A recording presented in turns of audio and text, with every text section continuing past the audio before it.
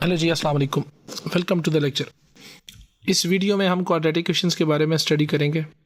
बिल्कुल बेसिक से लेकर चलेंगे और आखिर तक इंशाल्लाह अज़ीज़ 2 से 3 लेक्चर्स में हम क्वाड्रेटिक क्वेश्चंस वाले चैप्टर को बिल्कुल क्लियर करेंगे। तो चलिए बिना कोई टाइम वेस्ट किए हम शुरू करते हैं। सबसे पहले देखते हैं कांस्टेंट क्या होता है। ये वो बेसिक टर्मिनोलॉजीज़ है जो हमें इस चैप्टर को अच्छे से अंडरस्टैंड करने के लिए आनी चाहिए। कांस्टेंट एक ऐसा नंबर होता है या एक ऐसी सिंबल होती है जिसकी कोई फिक्स्ड वैल्यू होती है, उसकी वैल्यू कभी चेंज नहीं हो सकती। तो अ सिंबल और number having a fixed numerical value is called a constant. Examples में जैसे 7 है, तो 7 की वैल्यू हमेशा 7 ही रहेगी। 7 थिंग्स अगर है तो फिर वो 7 थिंग्स ही हैं। उसमें जो इसकी वैल्यू है 7 की, ये कभी कम नहीं होगी या ज़्यादा नहीं होगी। स्क्वायर रूट ऑफ 2 है ना, तो ये हमेशा से स्क्वायर रूट ऑफ 2 ही रहेगा। सिमिलरली पाई है तो पाई हमेशा से पाई ही रहेगा। अगर जी की बात करें, ग्रेविटेशनल कांस्टेंट है, ये अगर हम मून पर भी लेकर चले जाएं तो ग्रेविटेशनल कांस्टेंट की जो स्ट्रेंथ है वो वही रहेगी 6.67 into 10⁻⁻11 metre cube kilogram. Similarly अगर 2023 है, एक नंबर है 2023, तो ये 2023 भी एक कांस्टेंट है, नंबर है। उसके बाद हमें पता होनी चाहिए वेरिएबल क्या होता है। Symbol which can take different values is known as variable. Variable की कोई अपनी वैल्यू नहीं होती है, ये किसी क्वेश्चन में यूज़ हो रहा है कहीं पर भी, तो इसकी कोई अपनी एक एग्जैक्ट वैल्यू नहीं होती है। फॉर एग्जांपल हम बात करें अगर एक्सचेंज रेट की, तो आजकल जो पाकिस्तानी रुपी है, ये डॉलर कभी ज़्यादा हो रहा है कभी कम हो रहा है, तो डॉलर की जो प्राइस है वो कांस्टेंट नहीं है, वो वेरी कर रही है, तब्दील हो रही है। सिमिलरली एक्स वाई जेड हमारी क्वेश्चन में कहीं पर भी या ए बी सी यूज़ होंगे तो ये एज आ वेरिएबल यूज़ होंगे। एक्स स्क्र वाई पावर -4 या जेड टू द 0.5, ये भी आपके पास वेरिएबल हैं। तो वेरिएबल जो है ना, उसकी वैल्यू कभी भी एग्जैक्ट नहीं रहती, सेम नहीं रहती, वो हर क्वेश्चन टू क्वेश्चन में चेंज होती रहती है। उसके बाद the next important concept is the what is algebraic expression. Algebraic expression एक ऐसा कम्बिनेशन होता है कांस्टेंट का और वेरिएबल्स का, और उनको वो कम्बिनेशन को उन वेरिएबल्स और कांस्टेंट को ज्वाइन करने के लिए हम कुछ सिंबल्स का यूज़ करते हैं, जैसे plus, minus, multiply and divide. इससे जो स्ट्रक्चर बनता है वो हमारे पास एक अलजेब्रिक एक्सप्रेशन बनती है। फॉर एग्जांपल देखें, यहाँ पर मेरे पास एक वेरिएबल x है और एक कांस्टेंट मेरे पास 23 है। इन दोनों को मैंने माइनस के साथ जोड़कर लिखा है, तो इन दोनों के दरमियान में माइनस आ गया, तो this is known as the algebraic structure और अलजेब्रिक एक्सप्रेशन। तो सिमिलरली हम इसको बस आसान से अल्फाज में हम इसे एक्सप्रेशन कह देंगे। दूसरी एग्जांपल में देखें तो मेरे पास लिखा हुआ है 4x² + 2x - 1। यहाँ पर मेरे पास 4x² को, 2x को और 1 को मैंने प्लस और माइनस के साथ जोड़ कर लिखा है, और 4 और x² को अगर देखा जाए तो ये आपस में मल्टीप्लाई हो रहे हैं और 2 और x आपस में मल्टीप्लाई हो रहे हैं। तो मैं ये कहूँगा कि this is also an expression.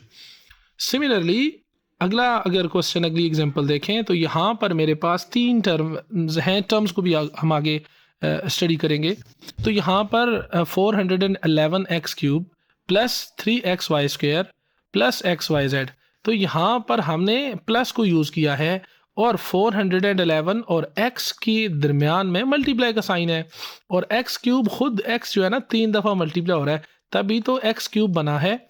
तो अलजेब्रिक एक्सप्रेशन या एक्सप्रेशन वो ऐसा स्ट्रक्चर होता है, मैथमेटिकल सेंटेंस होता है, जिसमें हम प्लस, माइनस, मल्टीप्लाई या फिर डिवाइड को यूज़ करके हम उसका स्ट्रक्चर लिखते हैं, तो हम उसे अलजेब्रिक एक्सप्रेशन या सिंपली एक्सप्रेशन कहते हैं। अब किसी भी एक्सप्रेशन के अंदर कुछ टर्म्स होती हैं। अब वो टर्म्स क्या होंगी, तो वो पार्ट होगा एक्सप्रेशन का जो प्लस और माइनस जिन्हें इलादा करेगा, तो हम उन्हें कहेंगे these are the terms of the expression. For example मेरे पास एक एक्सप्रेशन लिखी हुई है 4x² + 2x - 1। तो यहाँ पर देखें प्लस और माइनस का यूज़ है, तो प्लस से पहले वाली एक टर्म है, प्लस के बाद वाली दूसरी टर्म है, आगे माइनस आ गया तो माइनस के बाद वाली एक और टर्म है। तो यहाँ पर 3 टर्म्स इस एक्सप्रेशन में है। 4x² is the first term, 2x is the second term, 1 and 1 is the third term, are 3 terms. Okay, similarly अगर मैं बात करूं, एक ये लिखता हूं x माइनस 7, तो यहाँ पर मेरे पास दो टर्म्स हैं, एक है x एंड एक है 7। यहाँ पर मेरे पास दो टर्म्स हैं और इनके दरमियान है माइनस आ गया, तो टर्म्स हमेशा प्लस या माइनस से इलादा होंगी। अच्छा, फिर कोएफिशिएंट ऑफ टर्म्स क्या होता है? कोई भी अगर टर्म लिखी हुई है किसी भी अलजेब्रिक एक्सप्रेशन में, तो उसके दो कोएफिशिएंट्स होते हैं। एक को हम कहते हैं न्यूमेरिकल कोएफिशिएंट, जो सबको पता होता है, और दूसरा होता है लिटरल कोएफिशिएंट। ठीक है, ये क्या होते हैं देख लें ज़रा। जो टर्म में जो नंबर होगा ना, जो उसके सामने जो नंबर लिखा गया होगा, वो हमारे पास न्यूमेरिकल कोएफिशिएंट होगा, और जो सिंबल या जो वेरिएबल यूज़ हो रहा है ना, उसमें जो वेरिएबल यूज़ हो रहा है वो हमारे पास उसका लिटरल कोएफिशिएंट होगा। फॉर एग्जांपल 4x² देखें, तो यहाँ पर नंबर है हमारे पास 4 और वेरिएबल है x और x²। ठीक है, x² यहाँ पर यूज़ हो रहा है, तो सिंबल x² है और नंबर हमारे पास 4 है। ये जो 4 है ये न्यूमेरिकल कोएफिशिएंट हो जाएगा, और ये जो x² है ये हमारे पास लिटरल कोएफिशिएंट हो जाएगा। फॉर एग्जाम्पल अगर ये लिखा हुआ है -7/3xy², तो यहाँ पर जो नंबर है वो -7/3 है, तो ये मेरे पास न्यूमेरिकल कोएफिशिएंट हो जाएगा। और जो सिंबल है, जो वेरिएबल यूज़ हो रहे हैं, वो xy², ये मेरे पास लिटरल कोएफिशिएंट हो जाएगा। उसके बाद किसी भी एक्सप्रेशन में जो टर्म्स यूज़ हो रही हैं वो या तो लाइक होंगी या अनलाइक टर्म्स होंगी। देखें, लाइक और अनलाइक टर्म्स को समझना हमारे लिए बहुत ज़्यादा ज़रूरी है। क्यों? लाइक टर्म्स हमेशा आपस में ऐड हो जाएंगी, सिंप्लीफाई कर लेंगे हम उनको, लेकिन अनलाइक जो टर्म्स होंगी हम उनको ऐड नहीं कर सकते, वो किसी दूसरी टर्म के साथ वो ऐड या सब्ट्रैक्ट नहीं हो सकती। ठीक है, तो लाइक टर्म्स को समझना हमारे लिए बहुत ज़्यादा ज़रूरी है। तो वो टर्म्स जिनका लिटरल कोएफिशिएंट सेम हो, मतलब ये है ना कि जिनके साथ वेरिएबल जो सिंबल्स यूज हो रही हैं वो सेम हो, तो हम उन्हें लाइक टर्म्स कहते हैं। For example 14x² minus 20x² और 7x² are like terms, because यहाँ पर जो सिंबल यूज हो रही है वो x² है, x², तीनों में x² है, तो मैं ये कहूँगा कि these are the like terms. Similarly दूसरी एग्जांपल देखें, तो यहाँ पर जो वेरिएबल या जो सिंबल्स यूज हो रही हैं वो x² यूज हो रहा है। तो पहली टर्म में हमारे पास 2x², दूसरी टर्म में हमारे पास -5x², तीसरी टर्म में हमारे पास 23x²। यहाँ पर इन सब का लिटरल कोएफिशिएंट इक्वल है, तो मैं ये कहूँगा कि ये टर्म्स हमारे पास लाइक टर्म्स हैं। अनलाइक टर्म्स कौन सी टर्म्स होती हैं? तो terms having different literal coefficients are called unlike terms. वो जिनमें सिंबल सेम ना हो या लिटरल कोएफिशिएंट सेम ना हो, हम उन्हें अनलाइक टर्म्स कहते हैं। फॉर एग्जांपल यहाँ पर मेरे पास तीन टर्म्स हैं, 4x², 10y एंड 7x, और ये अनलाइक टर्म्स हैं। y पहली जो टर्म है 4x², इसमें मेरे पास जो लिटरल कोएफिशिएंट है ये है x²। जो दूसरी टर्म है उसमें मेरे पास कोएफिशिएंट है y, और जो तीसरी टर्म है उसमें मेरे पास कोएफिशिएंट है x, और ये तीनों आपस में इक्वल नहीं है, तो हम ये कहेंगे these are the unlike terms. Similarly the next example has also 3 terms. लाजमी नहीं है कि 3 टर्म्स, अब कोइंसिडेंस है कि मैंने हर क्वेश्चन में हर एग्जांपल में 3 टर्म्स ली हैं, 2 भी हो सकती हैं, 2 टर्म्स आपस में अनलाइक हो सकती हैं। फॉर एग्जांपल ये 2 टर्म्स आपस में अनलाइक हैं, ये 2 टर्म्स आपस में अनलाइक हैं। और अब अनलाइक टर्म्स की तरफ चलते हैं। जो सेकंड एग्जांपल है उसको देखते हैं। तो लिखा हुआ है 2x⁴ is the first term, next term is -5y⁴, and the next term is 3x²y। तीनों में यहाँ पर लिटरल कोएफिशिएंट डिफरेंट है, सेम नहीं है, तो मैं ये कहूँगा कि these are the unlike terms. उसके बाद पोलिनोमियल। अब चूंकि अलजेब्रिक एक्सप्रेशन हम आहिस्ता आहिस्ता ना इक्वेशंस की तरफ जा रहे हैं, फिर हम क्वाड्रेटिक इक्वेशन की तरफ जाएंगे, तो ये चीज़ें बेसिक को हम टच करके जा रहे हैं, ताकि ये आगे जब भी इन चीज़ों की हमें ज़रूरत पड़े तो हमारे जहन में ये सारी चीज़ें बैठी होनी चाहिए। पोलिनोमियल क्या होता है? ऐसी अलजेब्रिक एक्सप्रेशन जिसमें जो वेरिएबल यूज हो रहे हैं ना उसकी पावर पॉजिटिव हो, एक बात, उसकी पावर पॉजिटिव हो, और दूसरी बात उसकी पावर में इंटीजर होना चाहिए, पॉजिटिव इंटीजर होना चाहिए। मतलब यह है कि जो वेरिएबल यूज हो रहा है, जो लिटरल कोएफिशिएंट है ना, उसकी पावर 0 हो सकती है, 1 हो सकती है, 2 हो सकती है, 3 हो सकती है, 4 हो सकती है, ऐसे उसकी पावर हो सकती है। उसकी पावर में ना, उसकी पावर जो है नेगेटिव नहीं हो सकती, उसकी पावर नेगेटिव नहीं हो सकती, उसकी पावर फ्रैक्शन नहीं हो सकती। फॉर एग्जाम्पल मैंने लिखा एक्स स्क्वायर प्लस 7। अब ये अलजेब्रिक एक्सप्रेशन है, yes it is algebraic expression. क्या ये पोलिनोमियल है? हम देखेंगे जो इसमें वेरिएबल यूज हो रहा है उसकी पावर क्या है। तो यहाँ पर वेरिएबल x है और उसकी पावर 2 है, और 2 हमारे पास पॉजिटिव है और है भी इंटीजर। 2 हमारे पास पॉजिटिव इंटीजर है, तो हम ये कहेंगे yes it is a polynomial. Similarly अगर मैं ये लिखता हूँ x की पावर x की पावर -2 + 7, अब ये अलजेब्रिक एक्सप्रेशन तो है लेकिन ये पोलिनोमियल नहीं है। क्यों नहीं है? उसकी वजह यह है कि ये जो x वेरिएबल है उसकी पावर में जो नंबर है, जो पावर है, जो एक्सपोनेंट है इसका, वो नेगेटिव है। और हमने कहा है कि पोलिनोमियल में नंबर, पहली बात है वो पॉजिटिव हो और दूसरा वो पॉजिटिव इंटीजर हो। पॉजिटिव तो है ही है और साथ में इंटीजर, उसकी पावर अच्छे नंबर्स हो, मतलब काउंटिंग नंबर हो, 0 1 2 3 4 5 6। तो ये हमारे पास पोलिनोमियल नहीं है। सिमिलरली अगर ये लिखा हुआ था 3y की पावर 4 प्लस 7x y की पावर 1/2 प्लस 9, तो यहाँ पर वेरिएबल y और x है। y की पावर यहाँ पर तो 4 है लेकिन x की पावर यहाँ पर तो 1 है, और y की पावर यहाँ पर ना 1/2 है, और 1/2 पावर इसकी नहीं होनी चाहिए थी। हमने कहा नंबर या तो पॉजिटिव हो, और पॉजिटिव हो तो साथ में इंटीजर हो, मतलब 1 2 3 4 5 6 फ्रैक्शन में नहीं होना चाहिए। तो कोई भी एक्सप्रेशन पोलिनोमियल उसी वक्त होगी जिस वक्त उसकी जो पावर है वो पॉजिटिव इंटीजर हो, मतलब नेचुरल नंबर्स हो और साथ में जीरो भी हो। उसकी पावर में नेगेटिव नहीं होना चाहिए, उसकी पावर में फ्रैक्शन नहीं होना चाहिए। For example 2t + 1 is a polynomial in t। क्यों? यहाँ पर t की पावर 1 है और t ओनली लिखा हुआ है, इसका मतलब है कि इसमें कोई और वेरिएबल नहीं है। Similarly x² - 4x + 2 is polynomial in x only. ये x में है, क्यों? वेरिएबल x यूज हो रहा है ना, तो हम ये कहेंगे कि ये x में पोलिनोमियल है। सिमिलरली इसको देखें तो यहाँ पर 4y² 2y + z, तो यहाँ पर 3 वेरिएबल यूज हो रहे हैं, सॉरी 2 वेरिएबल यूज हो रहे हैं, एक y और एक z। 2 वेरिएबल यहाँ पर यूज हो रहे हैं, और यहाँ पर देखें इसकी पावर 1 है और z की पावर भी 1 है, तो ये हमारे पास पोलिनोमियल है। अगर ये लिखा हुआ आ जाए फॉर एग्जाम्पल, चले इसी को ही मैं लिखता हूं ऐसे करके, अगर ये लिखा हुआ था 4y² + 2y - z²√z। अब देखें यहां तक अगर होता ना तो ये तो पोलिनोमियल था, क्यों? y में था और y की पावर ठीक है, लेकिन चूंकि यहां पर साथ में z भी आ गया और z की पावर यहां पर ना 1/2 है, z की पावर यहां पर 1/2 है, तो ये हमारे पास पोलिनोमियल नहीं होगा। उसके बाद आ जाता है डिग्री ऑफ अ पोलिनोमियल क्या होगी। तो हाईएस्ट पावर जो भी किसी वेरिएबल की किसी भी एक पोलिनोमियल के अंदर होगी, हम उसे उसकी डिग्री ऑफ पोलिनोमियल कहेंगे।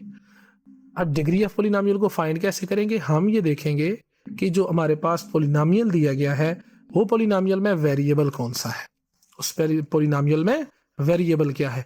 अब जब वेरिएबल को हम आइडेंटिफाई कर लेंगे तो फिर हमने देखना है कि उसमें सबसे बड़ी पावर कौन सी है, वेरिएबल की सबसे लार्जेस्ट हाईएस्ट पावर कौन सी है, तो वो जो हाईएस्ट पावर होगी वो इसकी डिग्री होगी। फॉर एग्जाम्पल 2t + 1 में हमारे पास पोलिनोमियल है और t हमारे पास वेरिएबल है, और t की जो सबसे बड़ी पावर है वो मेरे पास 1 है, तो this is known as the first, ये हमारे पास हो जाएगी, इसकी डिग्री 1 हो जाएगी। सिमिलरली दूसरी एग्जांपल है x² - 4x + 2। अब इसमें वेरिएबल 2x यूज हो रहा है और x की सबसे बड़ी पावर हमारे पास 2 है, क्यों? यहाँ पर x² है, यहाँ पर x की पावर 1 है और 2 के साथ x की पावर 0 है, तो सबसे बड़ी पावर इसकी 2 है, तो मैं ये कहूंगा कि yes this is a polynomial of degree 2। Similarly next example में 4y² + 2y इस पोलिनोमियल। अच्छा यहाँ पर 3rd डिग्री है, तो चलो मुझे इसकी पावर इधर मैं 3 लिख देता हूँ। तो देखें y में है, y यहाँ पर वेरिएबल है, ये पोलिनोमियल इन y है, y की यहाँ पर पावर 2 है और यहाँ पर 3 है, तो सबसे जो बड़ी पावर है वो इसकी 3 है, तो मैं ये कहूँगा कि it is a 3rd degree polynomial. अब टाइप्स ऑफ पोलिनोमियल डिटेल से इनको किसी और वीडियो में लेक्चर में डिस्कस करेंगे, लेकिन यहाँ पर थोड़ा सा मैं इनको हल्का सा टच देकर जाता हूँ। देखें, पोलिनोमियल की दो तरह से टाइप हो सकती है। एक टाइप उसकी डिग्री के हिसाब से हो सकती है, डिग्री हमने अभी स्टडी किया। दूसरा उसके अंदर कितनी टर्म्स है ना, उसके अंदर टर्म्स हैं, वो हम कर लेंगे। फॉर एग्जांपल पहले डिग्री के लिहाज से देखेंगे कोई भी polynomial. Let me change the colour of the pen to the black. देखो डिग्री के लिहाज से क्या होगा, अगर किसी भी पोलिनोमियल में अगर उसकी डिग्री 0 है तो वो हमारे पास कांस्टेंट होगा। फॉर एग्जांपल देखो 2 है, 2 के साथ हमारे पास कोई भी वेरिएबल नहीं है, तो मैं अगर x लिखता हूं तो x की पावर यहां पर कितनी होगी, फिर 0। क्यों, मुझे पता है किसी भी नंबर की पावर 0 क्या बना देता है, 1। तो 2 के साथ 2 को साथ मैं मल्टीप्लाई कर सकता हूं 1 को, और 1 की जगह मैंने x स्क्वायर लिख दिया, x की पावर 0 लिख दी। सिमिलरली 13/4 y की पावर 0। अब यहां पर y की पावर 0 मतलब 1 है, तो ये हमारे पास कांस्टेंट पोलिनोमियल हो जाएंगे। कांस्टेंट पोलिनोमियल वो होगा जिसमें उसकी डिग्री जो है वो हमारे पास क्या होगी जी, 1। सिमिलरली लीनियर पोलिनोमियल वो होगा जिसमें उसकी डिग्री जो है ना वो 1 होगी। तो लीनियर पोलिनोमियल में डिग्री हमारे पास 1 होती है, कांस्टेंट में हमारे पास 0 होती है, क्वाड्रेटिक की डिग्री 2 होती है और क्यूबिक की डिग्री 3 होती है। सिमिलरली अब नंबर ऑफ टर्म्स के हिसाब से देखें तो ऐसा पोलिनोमियल जिसमें सिर्फ एक ही टर्म हो, for example 3x 17y square x या 2023। अब देखें यहाँ पर इसमें हमने टर्म्स देख रहे हैं, तो इसमें एक ही टर्म है, इसमें भी एक ही टर्म है, इसमें भी एक ही टर्म है, तो जिसमें ओनली 1 टर्म होगी वो हमारे पास पोलिनोमियल होगा। और बायनोमियल वो होगा जिसमें हमारे पास 2 टर्म होगी। For example x plus y, यहाँ पर 2 टर्म्स है, या ये हो सकता था 17 प्लस 9z स्क्वायर, यहाँ पर देखें 1 and 2 टर्म्स हैं, तो ये हमारे पास पोलिनोमियल बायनोमियल हो जाएगा। ट्राइनोमियल वो होगा जिसमें 3 टर्म्स हो सकती हैं। For example x plus y plus 1, हमारे पास 3 टर्म्स है, पहली, दूसरी और तीसरी। या ये हो सकता है कि x square minus 1 plus 2z, for example यहाँ पर 3 टर्म्स हैं। तो पोलिनोमियल की ना जो है वो इस तरह के से टर्म्स हम इनको टाइप्स को देख सकते हैं। पहली टाइप डिग्री के लिहाज से, दूसरी टाइप उसकी पावर टर्म्स के लिहाज से। डिग्री के लिहाज से कांस्टेंट वो होगा जिसकी डिग्री 0 होगी, लीनियर वो होगा जिसकी डिग्री 1 होगी, क्वाड्रेटिक वो होगा जिसकी डिग्री 2 हो जाएगी, और क्यूबिक वो होगा जिसकी डिग्री 3 होगी। सिमिलरली मोनोनोमियल वो होगा जिसमें टर्म 1 होगी, बायनोमियल वो होगा जिसमें 2 टर्म होगी, ट्राइनोमियल वो होगा जिसमें टर्म 3 होगी। ट्राई से बनता है ना 3, बाय से बनता है 2, और मोनो कहते हैं 1 को, और क्यूब देखो 3 को कहते हैं क्वाड, सिर्फ क्वाड का मतलब होता है 2, लीनियर 1 के लिए यूज होता है, कांस्टेंट मतलब 0 के लिए यूज होगा। तो ये थी टाइप्स ऑफ पॉलिनोमियल्स। अब देखते हैं इक्वेशन क्या होती है। इक्वेशन एक ऐसा सेंटेंस होता है, एक ऐसा स्ट्रक्चर होता है that joins two algebraic expression with equality sign. मतलब ऐसी अलजेब्रिक एक्सप्रेशन लिखी होगी ना कि दरमियान में इक्वल टू का साइन होगा, जब भी इक्वलिटी का साइन आएगा तो हम उसे क्या कहेंगे, ये इक्वेशन है। ठीक है, फॉर एग्जांपल x प्लस 7 मेरे पास एक एक्सप्रेशन थी और 11 मेरे पास एक और एक्सप्रेशन थी, और इन दोनों के बीचों बीच मैंने इक्वल टू का साइन यूज कर लिया। अब इक्वल टू का साइन यूज किया ना, तो ये मेरे पास क्या बन गई, इक्वेशन बन गई। अगर ये यहां तक होती 4x square plus 2x minus 1, ये हमारे पास एक्सप्रेशन थी, पॉलिनोमियल नहीं है, इक्वेशन नहीं है। अच्छा, तो आगे अब अगर इसकी सपोज करें इक्वल टू का साइन नहीं था ना, तो यहां तक ये जो है ये आपके पास एक्सप्रेशन है, इक्वेशन नहीं है। लेकिन चूंकि ये आपके पास एक एक्सप्रेशन है और ये आपके पास एक एक्सप्रेशन है, इनके दरमियान में इक्वल टू का साइन आ गया, तो मैं ये कहूँगा कि ये हमारे पास इक्वेशन बन गई है। अब किसी भी इक्वेशन के अंदर ना ये वाली जो साइड होगी हम इसे कहेंगे लेफ्ट हैंड साइड, और ए वाली जो साइड होगी हम इसे कहेंगे राइट हैंड साइड। तो इक्वेशन में हमेशा 2 साइड्स होती हैं। फॉर एग्जांपल ये अब आप हमारे पास लेफ्ट हैंड साइड है और ये हमारे पास RHS है, राइट हैंड साइड है। सिमिलरली एक लास्ट इक्वेशन देख लेते हैं, x cube plus 3y square plus z is equal to 17। अब इसकी लेफ्ट हैंड साइड है हमारे पास x cube plus 3y square plus z, and इसकी जो राइट हैंड साइड है वो हमारे पास है 17। किसी भी इक्वेशन में जो सबसे बड़ी पावर होती है वो डिग्री होती है, हमने ऑलरेडी देखा था। तो अगर इस इक्वेशन में देखा जाए तो इसकी वेरिएबल जो x है उसकी पावर 1 है सबसे बड़ी, तो इसकी डिग्री 1 है। सिमिलरली ये जो है ये x में है और x की यहाँ पर पावर सबसे बड़ी 2 है, तो ये डिग्री 2 का पोलिनोमियल हो गया, इक्वेशन हो गई। सिमिलरली यहाँ पर ये जो इक्वेशन है ये x और y और z में है, लेकिन जो x में है सबसे बड़ी पावर इसकी 3 है, तो इसलिए इसकी डिग्री हमारे पास 3 हो जाएगी। अब किसी भी इक्वेशन के रूट्स क्या होते हैं या सॉल्यूशंस क्या होते हैं, तो वैल्यू या वैल्यूज ऑफ वेरिएबल, किसी भी वेरिएबल की जो वैल्यू है एक वैल्यू हो सकती है या एक से ज्यादा हो सकती है, which satisfies the given equation are called the roots और सॉल्यूशन ऑफ द इक्वेशन। मतलब यह है कि कोई हमारे पास अगर एक इक्वेशन दी गई है, हम उसकी इक्वेशन में वेरिएबल की ऐसी वैल्यू पुट करते हैं ना कि हमारे पास जो राइट हैंड साइड पे दिया वो आंसर आ जाए, तो हमारे पास वो उसका सोल्यूशन हो जाता है या रूट हो जाता है। देखो ये मेरे पास एक इक्वेशन लिखी है x-1। अब मैं x की जगह पर ऐसा कौन सा नंबर है जो पुट करूं और उसमें से 1 को माइनस करूं तो आंसर 0 हो जाए। बिल्कुल आप कहेंगे सर अगर x की जगह पर 1 पुट कर दें तो 1 - 1 इज इक्वल टू 0। मतलब ये है कि या इसको आप ऐसे भी कर सकते हो ना, ये -x - 1 इज इक्वल टू 0 है। मुझे x की वैल्यू चाहिए, माइनस उससे 1 हो रहा है तो मैं दोनों तरफ +1 ऐड कर देता हूँ, ये इससे कट जाएगा। x की वैल्यू मेरे पास कितनी आ गई 1। मतलब यह है कि अब x की जगह पर अगर मैं 1 पुट करूंगा तो ये जो इक्वेशन है ये हो सेटिस्फाई कर जाएगी, ट्रू हो जाएगी। तो मैं कहूँगा कि x is the solution of this equation और x is equal to 1 is the root of the equation.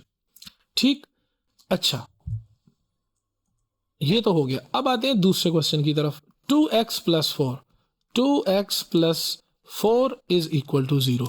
4 add हो रहा है, मैं दोनों तरफ 4 को सब्ट्रैक्ट कर देता हूँ। 4 को सब्ट्रैक्ट करूंगा ये कैंसिल हो जाएगा, क्या बना 2x इज इक्वल टू -4। अब मुझे x की वैल्यू चाहिए, 2 उसके साथ मल्टीप्लाई हो रहा है तो मल्टीप्लाई का उलट होता है डिवाइड, तो मल्टीप्लाई के रेसिप्रोकल मतलब 2 से डिवाइड कर देंगे। 2 * 1 = 2, 2 * 2 = 4, तो यहाँ से x की वैल्यू मेरे पास कितनी निकल कर आ गई -2। तो मतलब ये कि अगर मैं यहाँ पर -2 पुट करूँ, 2 × x की जगह पर अब -2 + 4, तो 2 × -2 -4 + 4 और ये हमारे पास क्या आ गया 0।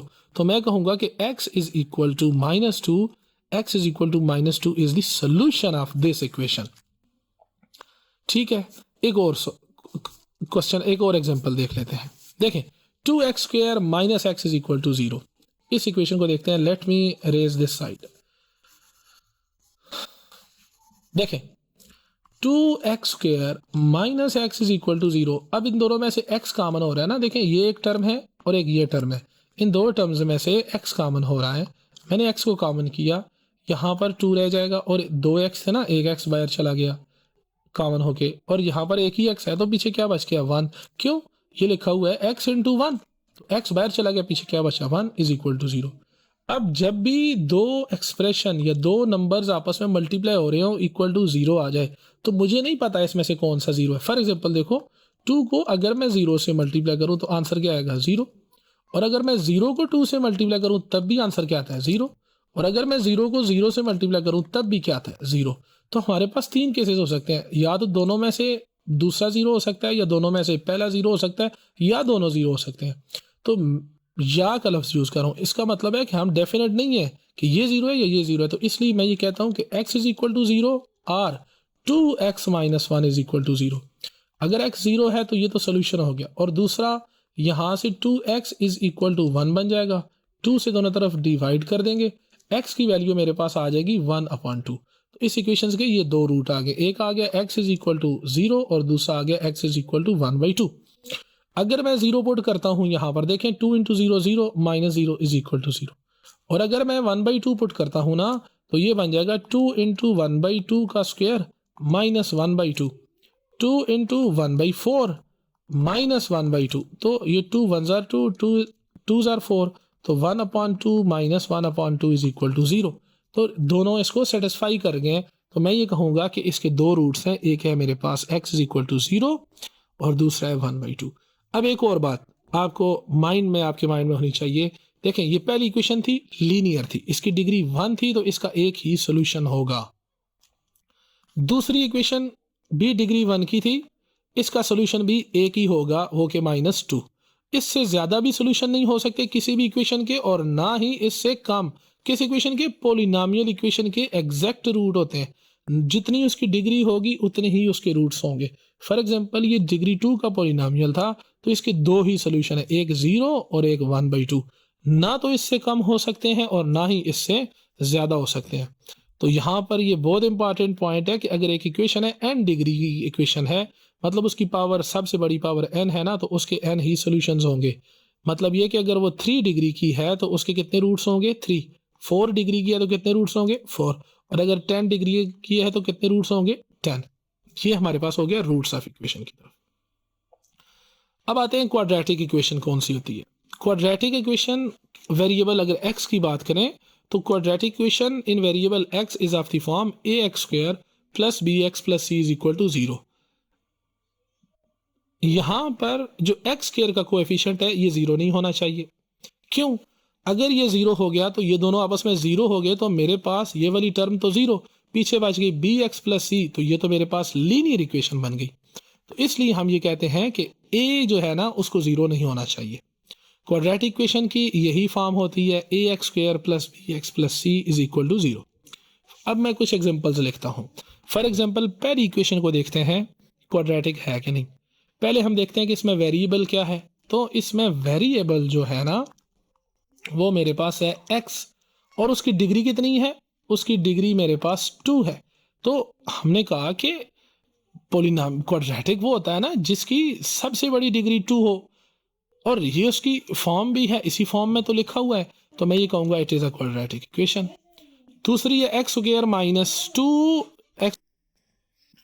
अब देखें ना x² माइनस 6 है, यहाँ पर वेरिएबल क्या है? x। वेरिएबल मेरे पास है x और उसकी डिग्री कितनी है? 2। तो कोई भी डिग्री 2 की जो इक्वेशन होगी ना वो क्वाड्रेटिक इक्वेशन हो जाएगी। तो मैं ये कह दूंगा कि x² minus 6 is a quadratic equation. ठीक है जी। फॉर एग्जाम्पल एक और इक्वेशन है x is equal to x²। अब ये क्वाड्रेटिक है कि नहीं, तो वही काम करेंगे, हमने वेरिएबल देखना है और उसकी पावर देखनी है। तो यहाँ पर x वेरिएबल है और उसकी पावर 2 है, yes it is a quadratic equation. अब इस इक्वेशन को देख लें। इक्वेशन है यस दरम्यान में इक्वल टू का साइन है, x minus 2 into x plus 2 is equal to 7। अब ये क्वाड्रेटिक इक्वेशन है कि नहीं, तो एक बंदे ने कहा ओहो सर इधर तो वेरिएबल x है और उसकी पावर 1 है, तो ये तो क्वाड्रेटिक इक्वेशन नहीं है।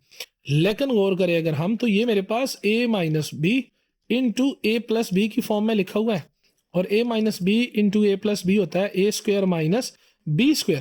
तो यहाँ पर a की जगह हम x लिखेंगे और b की जगह पर 2 लिखा हुआ है ना, तो ये हो जाएगा x का स्क्वायर माइनस 2 का स्क्वायर इज इक्वल टू 7।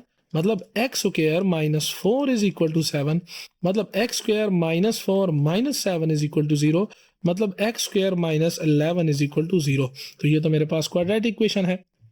अब डायरेक्ट भी पता लग सकते हैं। देखो ये जो x है, ए वाला x इस पूरे से मल्टीप्लाई होगा। जब मल्टीप्लाई होगा तो यहाँ पर इसकी पावर 1 है और यहाँ पर इसकी पावर 1 है, और 1 प्लस 1 क्या हो जाएगा? 2। तो ये हमारे पास क्या हो गई? क्वाड्रेटिक इक्वेशन हो गई। अच्छा, लाजमी नहीं है यहाँ पर मैंने सारे वेरिएबल x में लिखे हुए हैं। एक इक्वेशन ये लिखी हुई है t² इज इक्वल टू 0, तो yes it is also a quadratic equation. अब t² में ये हमारे पास क्वाड्रेटिक इक्वेशन है। क्यों? वेरिएबल t है, उसकी डिग्री 2 है, तो ये मेरे पास क्वाड्रेटिक इक्वेशन होगी। फॉर एग्जांपल अगर ये हो जाए कि y² minus y minus 1 is equal to 0। अब यहाँ पर वेरिएबल y है और उसकी डिग्री 2 है, तो ये मेरे पास क्वाड्रेटिक इक्वेशन होगी। Equation of second degree in one variable is called quadratic equation. ये पॉइंट आपके जहन में अगर आ गया है ना, तो बस दैट्स ओके, ये आपके लिए सब कुछ है। कोई भी सेकंड डिग्री की इक्वेशन होगी ना एक वेरिएबल में है, तो आपके पास क्वाड्रेटिक इक्वेशन होगी।